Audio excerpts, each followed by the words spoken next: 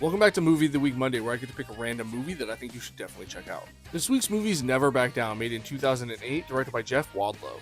Man, I love this movie. I've seen this movie at least 5 times. The entire premise of the film is that there's a frustrated teenager who gets sent to a new school, and he's known for fighting and just getting into so many brawls, and finds out that this school is heavy on UFC, and he ends up becoming this rival between the most popular kid in school versus him, and they just both UFC duke it out. Also, Amber Heard is the love interest in this movie, but I promise you, it's 2008 Amber Heard.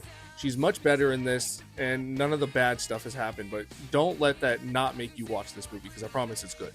The main villain of this movie is Cam Gigandit, and he's so good in this film. It's by far my favorite role he's ever been in, and he's doing stuff today. Like, he was just in the movie Love Hurts, and he was really good in it, even though it was a small role, but this is by far my favorite role he's ever played.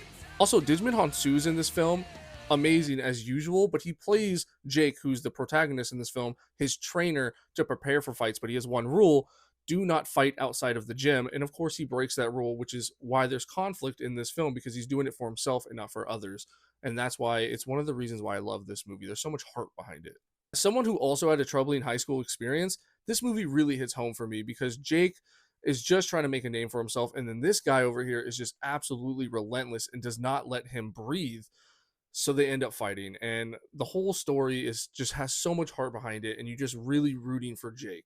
This is also one of those films that ended up getting a sequel that did not need one. It's actually really bad, but the original, the first film, is so good. Also, the soundtrack behind it is phenomenal. I promise you'll like it. I promise you'll like this film. You need to go check this one out.